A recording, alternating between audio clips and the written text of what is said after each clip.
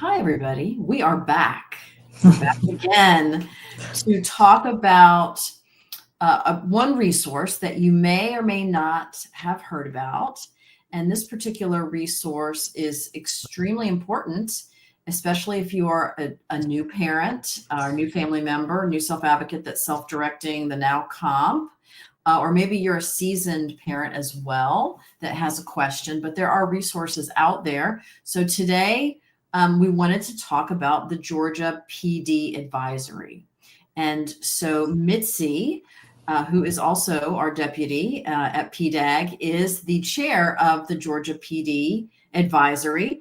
And so I wanted to just ask her a few questions about when is it appropriate, or first of all, what's the role of the advisory? When is it appropriate to reach out? Who is on the advisory? Things like that. So Okay, I think a sounds lot of good. people are not aware that we do have an advisory, Mitzi, but it's been around for a long time. It has. I know that when I applied, so parents can apply to be on the advisory because people do roll off. I know we are all on here right now for 5 years.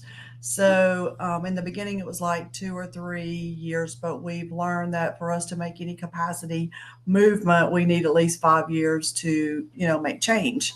But we are in all six of the regions. Most of the time right now, I have learned that the parents are learning who we are when they are the newbies that are coming through the participant direct choice, through the new training through DBHCD. So there'll be a slide that says one of these parents are in your region. So for example, I live in region 5.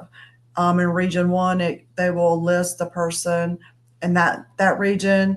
They give the person's name and hopefully the contact information. But again, if they need to know who that is, they are more than welcome to reach out to us, Rita. I will be glad to give that information to them. But there is a parent who has been doing this, who has a child with a disability who participants directs. So we're like, on the scene, just like doing this for years, and can talk to them through circumstances as well as the support of DBHUD. We meet 4 times a year. We give them information from the regions. So if you're having something, and a lot of times there's different things happening across the state. Like you get information that I don't get in South Georgia. Okay. So, and Is we're it a like, what? volunteer? Is it a volunteer It group, is or volunteer. okay, it's We are all just parents. It's not a paid position. We don't work for DBHCD. Our mission, I always look it up to make sure I quote it right, is to promote and support PD, which is self direct for individuals with developmental disabilities through advocacy, education, and training on waiver services, supports, and policies so that we may live independently in their homes and communities.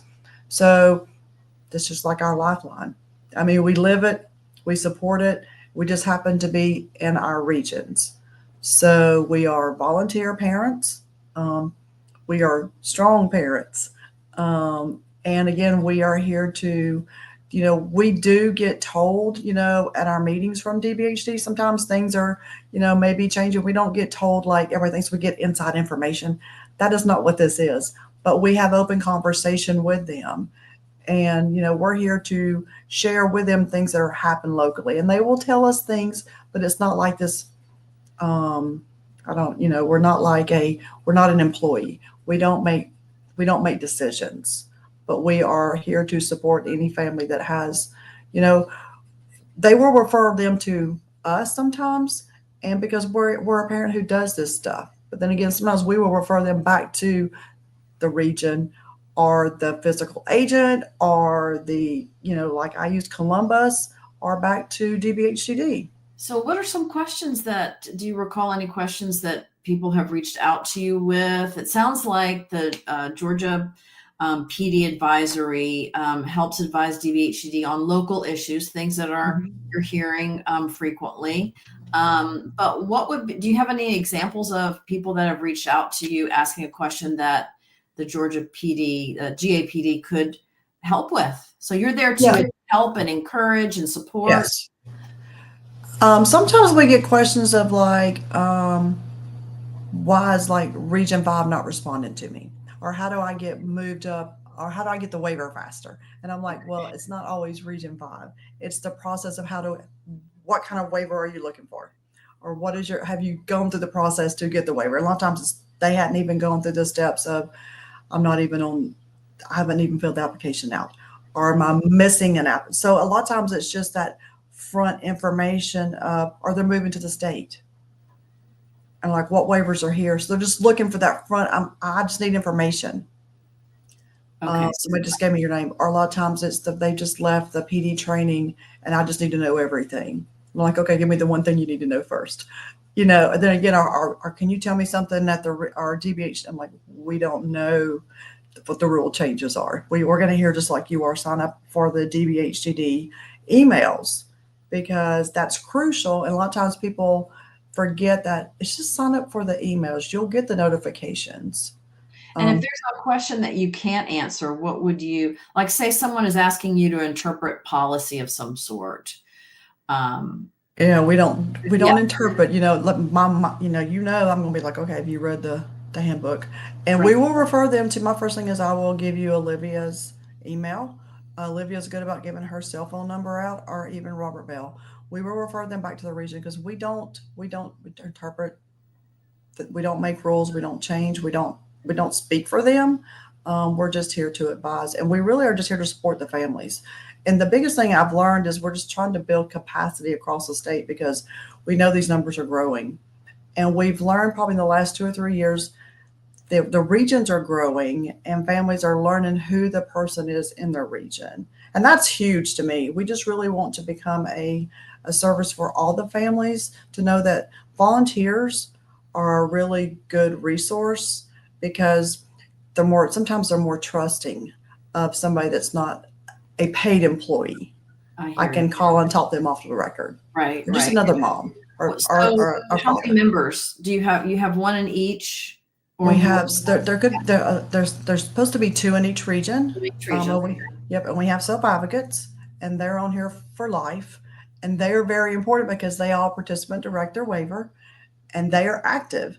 So, and we are always looking for that. And they speak the truth, and we want them to. And we want them to be active in their regions. We are trying to teach capacity as far as learning to speak to representatives, and because that's a huge thing, and that's something we haven't done in the past that we're working really hard toward. Okay. So a really valuable resource for those of us that self-direct services in the state of Georgia, the Georgia PD Advisory, GAPD, as it's known, a network of families and self-advocates across the state that can help you, encourage you, support you in your self-direct journey, and then, refer you on if they're not able to answer the question. Yes. Okay. So just know that they are here. And if you need that information of who to contact, you can certainly reach out to us, and I'll put our email address in the description. So thank you so much. We'll be back tomorrow, actually, talking about what is a PAR. What is the PAR? There's a lot of sometimes confusion about the PAR. So we're going to talk a little bit about how to use it. Yep. Thanks, everybody.